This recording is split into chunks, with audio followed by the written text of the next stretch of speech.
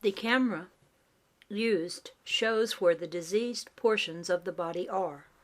Where life and health maintain, the film shows the body radiating, scintillating with light. We had patients under that camera whose light went out from the body for 30 feet. Not one person, in the 98 cases worked with, ever remained before that camera 3 minutes before they were completely healed and walked away. All we did was to say, "Here you are paying all of your attention to the dark spots, aren't you? You are not paying any attention to the light, and these light places and where the light is coming from. Now just let go of those dark spots completely. Put your whole thought and attention on the light." Every one of the 98 cases, each of whom was brought in on a stretcher, walked away completely well. Now isn't that evidence that you heal yourself? You treat yourself, and that is absolute. If we would adhere to these positive expressions, we would soon see that there would be no more disease. It has been named a certain disease, and we keep repeating that name over and over. Now thoughts and names are things. And if we will put them forth in the absolute position in which they were intended, and in the vibratory frequency in which they belong, perfection will manifest. That is true in the case of every invention that has ever come forth. A great many of us think we have to get in and dig and dig.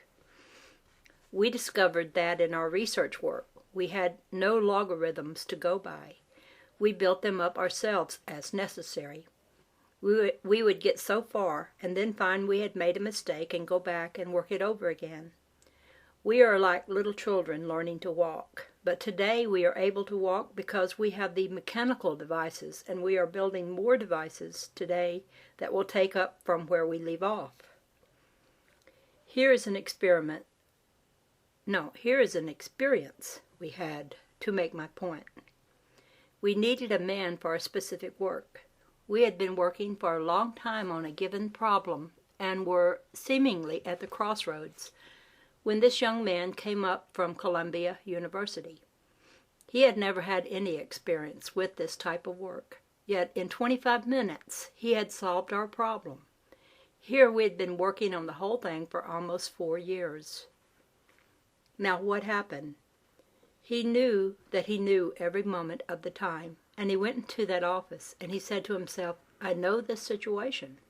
And he brought forth the solution just by knowing. I have had the same thing happen, and I know it is real. This happened to me at Calcutta University. I joined what is known there as the preparatory school for Calcutta University when I was 4 years old.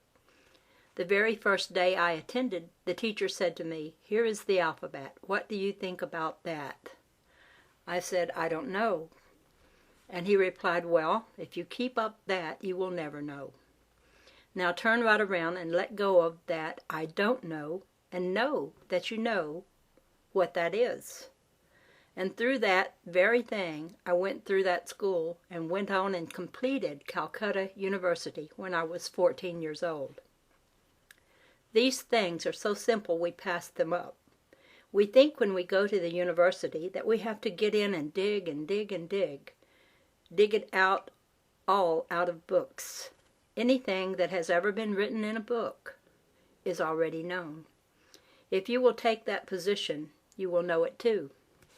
You make a book a crutch to get along with, instead of accepting that it is already within yourself. You are the master. You master those things, and that is possible in all walks of life. And we are beginning to recognize that as we learn to rise out of our negative conditions or consciousness, gradually we are learning that it has been of no value to us, so why keep it up? The value is to know and to be that very thing that you pronounce, and from there on you will continue to go ahead. Nearly all of the people who are going ahead with these different plans take that attitude today. It is so with better than 90% of the inventions coming out today. and see what we are accomplishing today. We are accomplishing more and have accomplished more in the last 6 years than we did in the 80 years previous. And this was written back in the 1800s, remember. Now, I have been through these experiences, and a little more than that, and I know exactly how it has stepped up today, and it has stepped up for the very reason that we stand squarely on our feet and know that we know these things. They are there. If an invention was not already in existence, no one would ever get the frequency of the vibration that is set up to bring that into recognition. That frequency is there, and the moment you train your mind and your thoughts, you will know exactly what you want to express. That is why we have gone ahead so remarkably today. There are, of course, a great many avenues to that hardly need any reference. So many people recognize that, but those who do not recognize it should take particular pains to know that they do know, and stand squarely by that declaration. It is the declaration that brings you through every time. It has often been said that there is nothing new in the universe, and that is true. If that were not true, there would be no representative vibration that could be picked up so that one could think of a given thing. All of those fields are in certain vibratory influences. Our whole life is vibration, and of course we segregate that to a certain extent. But when we begin to realize that we are capable of tuning in with these vibrations and making them our own, then all these things become perfectly natural to us. Almost every inventor today realizes that he is not recording or bringing out anything but what has already at some time been recorded in vibratory frequency. The same is true in literature. Every book ever written has at some time been recorded in vibratory frequency. No spoken word ever goes out of existence. All are in the field known as the field of energy or vibratory influence. Love is a word that comes very close to the word God in vibratory influence, and we know of thousands of healings that have been accomplished with its use. Every known disease gives way to the power of love as we send it out. It builds such remarkable pictures or patterns around individuals too. You can almost see where people give out love. It is like an armor about them. A doctor friend of mine was appointed registrar of a Sioux Indian reservation years ago. I was there on a visit, and he invited me to come and see a test to be made by what we call the medicine man of the tribe. However, he proved to be no ordinary medicine man. This man went away by himself and remained in meditation for 5 years, and when he came out of that meditation, he was ready for the healing service. He started slowly with the first test that was made. He put his arm into a kettle of boiling water and selected a piece of meat from that kettle. The hand came out unharmed.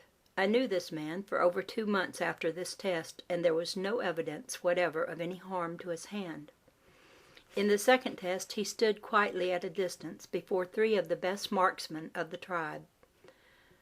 Dr. N and I took the bullets out of the cartridges, removed the powder, and put in new powder so that we knew there was no fake about it. Each one of those bullets flattened on that man's chest. I still have 2 of those flattened bullets in my possession. After this man took his position in his little teepee, anyone with any deformity, disease, or illness who came to him would leave completely healed. We saw that repeatedly. I became well acquainted with him and asked what his expression was, and he replied that it was similar to the way we express divine love. That man is still living, and he has gone on with his great healing work. We never read about him in the papers. He lives in absolute retirement and never comes out to talk about his work. He once said, "It is my place in life to give to people every attitude of love that I can express, and thereby I receive my great reward."